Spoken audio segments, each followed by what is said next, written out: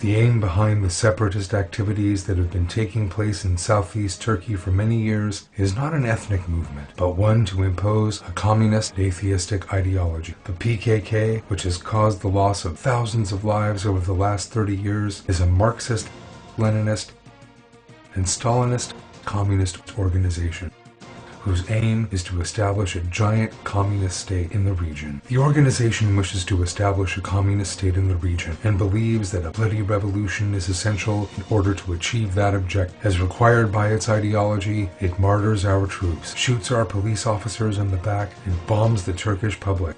The communist mentality that seeks to give the impression that there is a gulf between our Kurdish brothers and us by referring to the situation in the region as the Kurdish problem is, in fact, preparing the way for a communist, Stalinist, and Leninist regime in the region.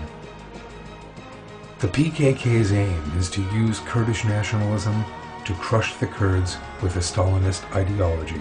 It must not be forgotten that in the event a communist, Stalinist, Leninist regime were established in the region, may God forbid, the first people to be violated and crushed underfoot would be our Kurdish brothers. People who say autonomy is essential for there to be an end to terror are unaware of this communist threat. Yet it is essential to know the scale of the danger in order to be able to take precautions against it. The PKK is a Darwinist organization. The PKK believes that life is the work of chance and that life and history follow a supposed evolutionary process. Its leader, Abdullah Öcalan, sets out this worldview as follows. Products increase with the discoveries of tools and fire, and species will develop more rapidly as these increase, and a division will occur with the primates. The natural laws of evolution determine development. The prevailing belief in the communist, Darwinist, Stalinist, Leninist ideology adopted by the PKK is ruthlessness, pitilessness, and unscrupulousness. These ideologies seek to turn societies into arenas where wild animals fight for survival. The reason for this is that Darwinism says that they are all animals and that they can only survive if they fight, just like animals. The PKK struggle is continuing along just those lines. The PKK is an irreligious organization. We have nothing to do with religion. Our people must break away from God and ideology. I broke away from God after a long struggle. I overcame God, and thus I became Abdullah Öcalan. The rest of the PKK share exactly the same view as the speaker of these words, Abdullah Öcalan. Prayer itself, in general terms, is a piece of theater. These words of Öcalan's show the organization's view of religion and how that view is held within the organization. Surely Almighty God is beyond that.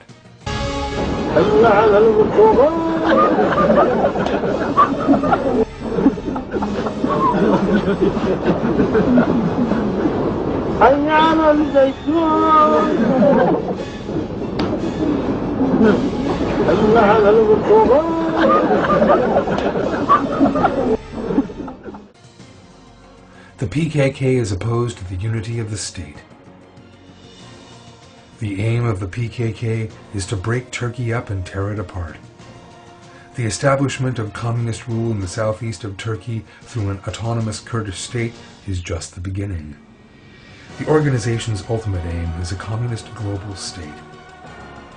The PKK is opposed to the concept of family. The PKK claims that so-called primitive humans had no concepts such as honor or family, and that these were invented only later. They say that it is vitally important to the communist revolution for these to be destroyed. The family is regarded as part of a feudal system. Ties to one's families must be broken in order to focus on the communist struggle. The concept of family is rejected as follows in the ideology adopted by the PKK. Any revolutionary element who marries, starts a family, or is part of a family for any reason is in a state of great inconsistency. The PKK will never cease using terror in its struggle. Abdullah Öcalan, who says that The armed struggle, popular revolution, and the organization are interrelated and essential to one another. The PKK is a communist, Stalinist, and Leninist organization led by Abdullah Öcalan. This communist organization follows Lenin's methods, and terror is therefore essential to it. Therefore, giving in to some of the PKK's demands will never put a stop to terror. On the contrary, the terror will just continue to grow.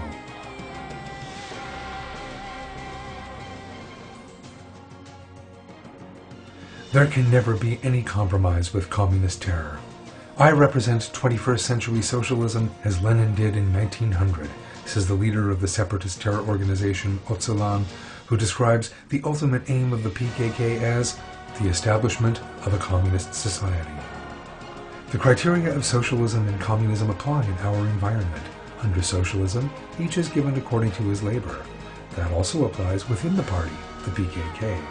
This will continue to apply until the building of a communist society.